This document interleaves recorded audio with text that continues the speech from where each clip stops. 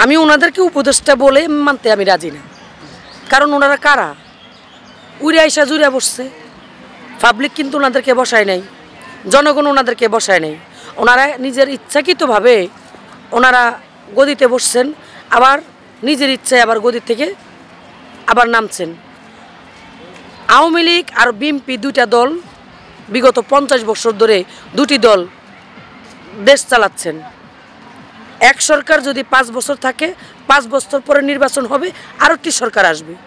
কেউ কখনো 5 থেকে 10 বছর গেলে সেখানে একটা গ্যামজাম সৃষ্টি হতেই পারে, হয়েছে তাদের মধ্যে। কিন্তু ওনারা কারা? ওনারা যে আজকে রাস্তার মানুষ, তারা আজকে গদিতে বসলেন, তারা আজকে উপদেষ্টা হলেন।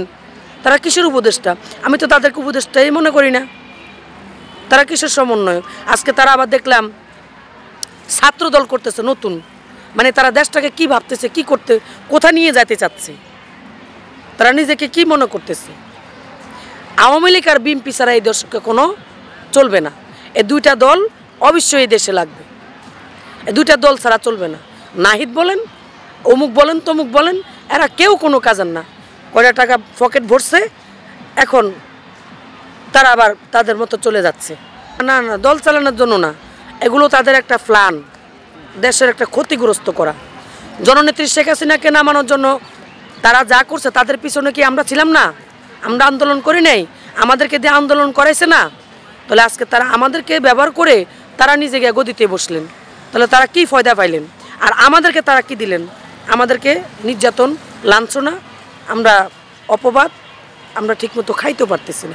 এখন বর্তমানে ঘুমও চোখে নাই, তাদের যন্ত্রণা, সন্ত্রাসী যন্ত্রণা, ঘুম বাসা থেকে বের হওয়া যাচ্ছে না। এগুলো কারা করতেছে? এদেরকে জনগণ বসায়ও নাই, এদেরকে জনগণ সমর্থও করে নাই, এদেরকে উপদেষ্টাও জনগণে বানায় নাই। ওনারা নিজের ইচ্ছাকৃত করে উপদেষ্টা হয়েছে, আবার নিজের ইচ্ছে ওনারা পদত্যাগ করতেছে। লজ্জা করে না ওদের? ওদের লজ্জা নাই? এরা আবার মুখ খুলে কথা বলে হাজারো সাংবাদিকদের সামনে। এরা কিসের সমন্বয়ক? সমন্বয়ক হতে হলে একটা মানুষ যদি একটা মানুষের বিপক্ষে লড়ে, তাহলে তার ভালো দিকটাই চায়। আজকে শেখ হাসিনাকে তাড়িয়ে দিয়ে তোমরা আজকে কোথায় আসছো? আজকে দেশকে কোন জায়গায় নিয়ে গেছো? আজকে তোমরা কেন বলো? তোমাদের মুখেই বলো যে জননেত্রী শেখ হাসিনাকে আমরা তাড়িয়েছি, কিন্তু সেটা আমরা ভালো করি নেই। আজকে 6 মাস যাবৎ দেশ ভালো চলতেছে না, এক মুখে কয় কথা? তোমরা তো মানুষ না। না, ভালো চালাইতে পারলে তারা পদত্যাগ করবে কেন?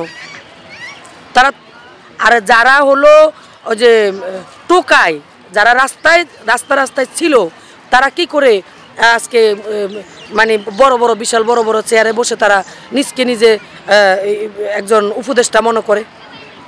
এত লজ্জাও তো বোধ করার দরকার। এত তো লজ্জা নাই। লজ্জা না দেখে তো তারা নিজেকে উপদেষ্টা মনে করে, আবার তারা নিজের পদত্যাগ করে। আবার তারা সরকার, বর্তমানে যে সরকার আছে ওনার বিপক্ষে তারা কথা বলতেছে। তারা তো কি বলবো, এখন কথা বলতে গেলে অনেক কিছু। আমি মনে করি তারা কোন দল করতেছে, কোন দলে আছে, তাদের মতামত কি, তারা কি করতে চাচ্ছে। আবার শুনতেছি নতুন একটি ছাত্র দল করতেছে। তার মানে তাদের উদ্দেশ্যটা কি? আমরা ছাত্র দলকে ভোট দিয়ে আনবো? ছাত্ররা তো ছাত্ররা তো কখনো রাজনীতি বা দেশ চালাইতে পারবে না। চালাইতে গেলে দুটি এই লাগবে, আপনার এটাকে কি বলে, দুটি রাজনীতি দল লাগবে। যেটা আমি আগে বলেছি, একটি হলো বিএনপি, একটি হলো আওয়ামী লীগ। উভয় ছাড়া চলবে না। তাছাড়া এই দুই দল ছাড়া কোনো রাজনীতিকে কোনো দলেই বলেন এই দেশকে চালাইতে পারবে না। এখন তাদের মুখে থেকে কথা ফুটে আসে যে আমরা যাদের পিছের লড়লাম তারাই আজকে স্বার্থ আদায় করে আমাদেরকে পিছনে ছুরি মারে। এখন তাদের মুখেই বের হচ্ছে। তারা শেখ হাসিনাকে দেশ থেকে তাড়িয়ে দিয়ে তারা কি ভালো আছে? ভালো নেই।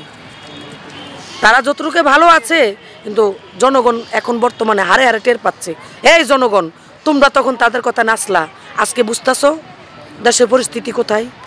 আওয়ামী লীগ আর বিএনপি ছাড়া এই দেশ চালাইবার ক্ষমতা কারো নাই। ভয় পাবেন না। সত্য কথা বলে রাজপথে নামবেন, সত্য কথা ছাড়া রাজপথে নামবেন না যদি সত্য কথা বলতে পারেন। আমার দৃষ্টিতে দেশের যে হাল হচ্ছে এটা একটা গৃহযুদ্ধ লাগানোর একটা চেষ্টা করতেছে তারা। এটা কোনো দেশ না, আমরা শান্তিতে নাই ভাই। মানে কথা বলো না, লোকলজ্জার ভয়তে আমরা কান্নাও করতে পারি না, আমাদের চোখের জল শুকিয়ে গেছে, আমরা এখন কান্নাও করতে পারি না, আমরা ঠিকমতো ভাত খাইতে পারি না, আমরা চাউল কিনতে পারি না, মাছ কিনতে পারি না, একটু গরুর মাংস খাইতে মন চাইলে খাইতে পারি না। কেন? দেশের পরিস্থিতি খুবই খারাপ, খুবই খারাপ।